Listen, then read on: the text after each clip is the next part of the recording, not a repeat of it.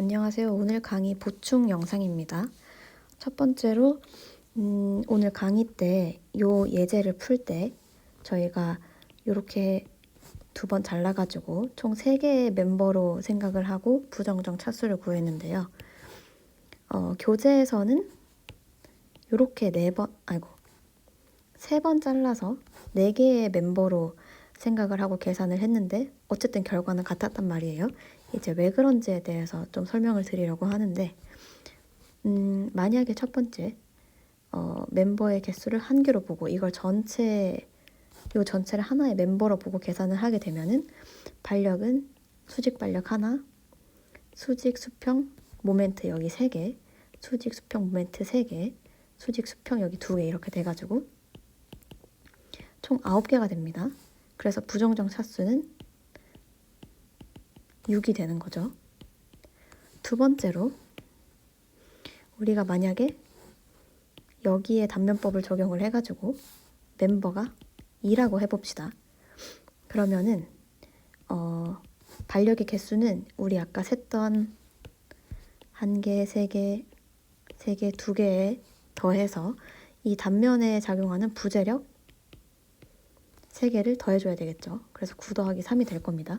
그런데 이건 왜 이렇게 됐냐면 우리가 멤버를 그러니까 여기 단면법을 적용해서 멤버가 1개 추가됐기 때문이죠. 하나, 둘. 그렇기 때문에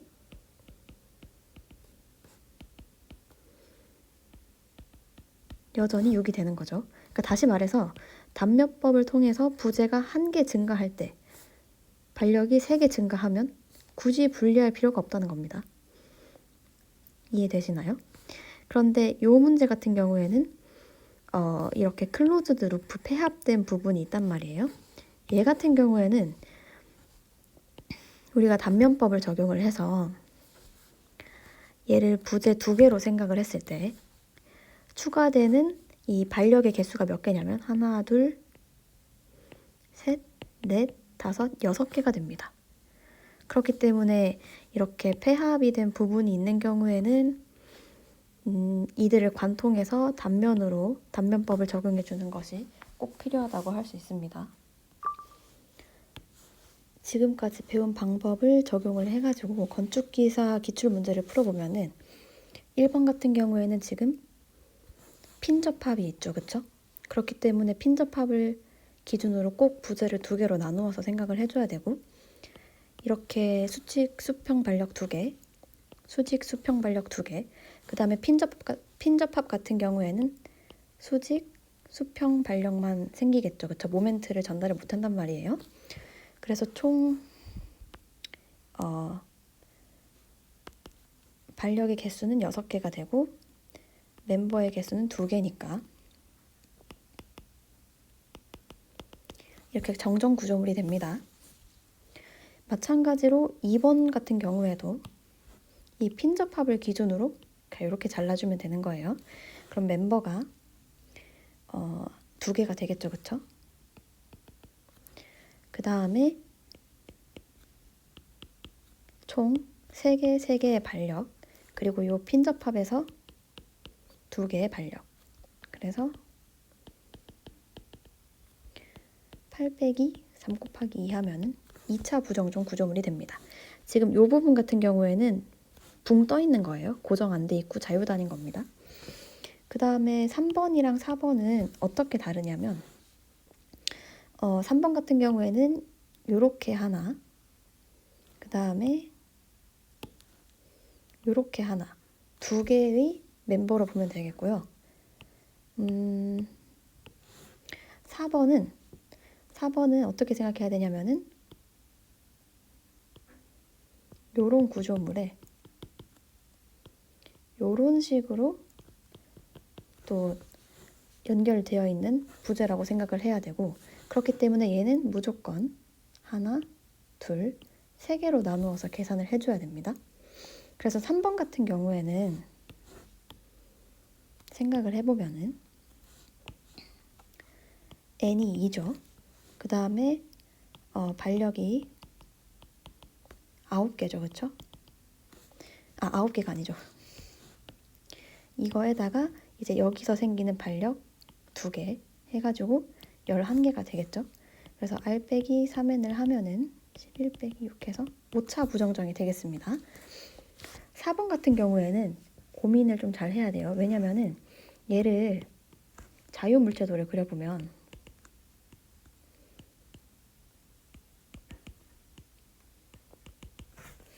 일단 여기 3개, 여기 3개, 여기 3개는 이제 쉽게 할 수 있겠죠. 그 다음에 요 둘 사이의 관계를 봤을 때 만약에 반력이 이런 식으로 생긴다면은 요렇게 그림이 그려지겠죠. 그리고 이 부재에 대해서 생각을 해보면은 이 부재는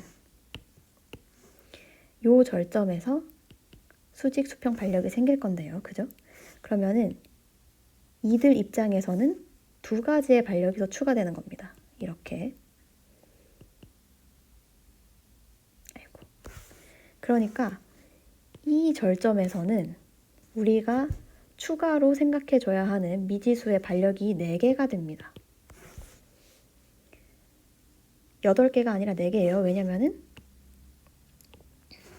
이 둘은 작용 반작용 관계고 이것들도 작용 반작용 관계이기 때문에 여기서의 추가되는 반력의 개수는 4개고요. 여기서는 2개입니다. 그 부분을 유의를 하면은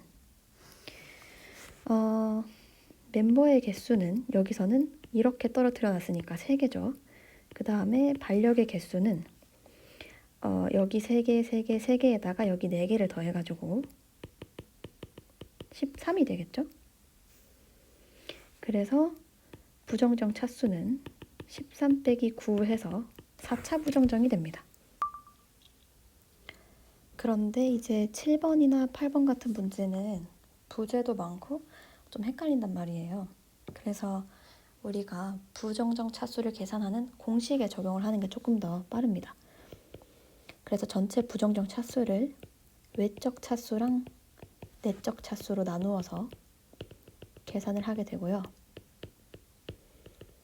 외적 차수는 전체 반력의 개수 빼기 3을 해줍니다. 전체 반력의 개수라 함은 이 전체 시스템에 대해서 지점에서 생기는 반력의 개수를 말하는 거고 3을 빼주는 이유는 우리가 평형 방정식을 3개 세울 수 있잖아요. 그렇기 때문에 미지수를 3개 줄일 수 있겠죠. 그쵸? 이 방정식 3개 덕분에.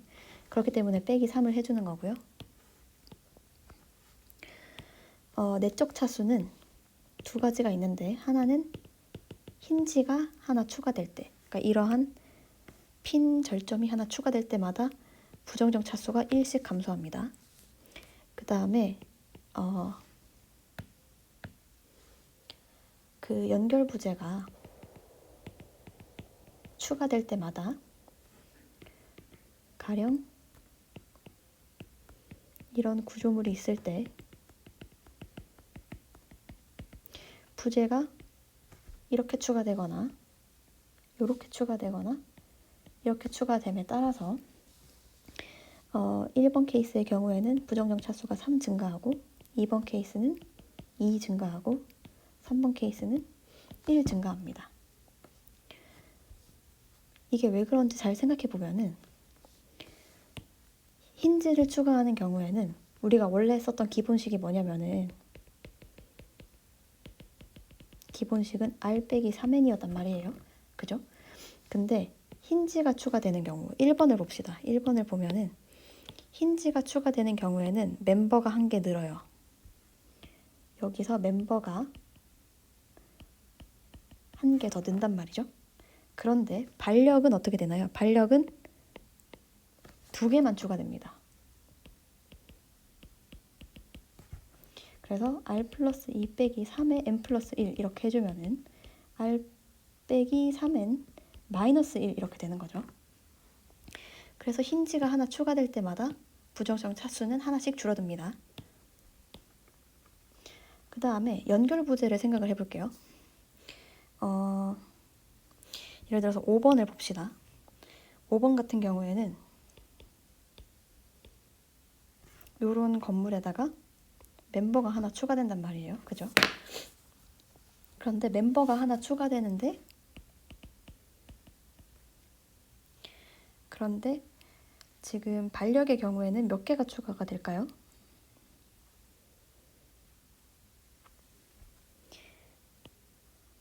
요렇게 두 개죠, 그쵸? 근데 반력은 하나, 둘, 셋, 넷 이렇게 되겠죠? 그쵸? 그렇기 때문에 r 플러스 4가 됩니다. 그죠? r에서 r 플러스 4. 그래서 r 플러스 4 빼기 3의 n 플러스 1 이렇게 봅시다. 그러면은 r 빼기 3n 더하기 1 이렇게 되는 거예요. 그러니까 양단위 힌지인 부재가 추가가 되면은 전체 부정점 차수는 1만큼 증가하게 되는 겁니다. 이걸 염두에 두고 풀면은 굉장히 문제가 쉬워지고, 이제 주의할 점은 이런 거죠. 얘랑 얘는 다르다.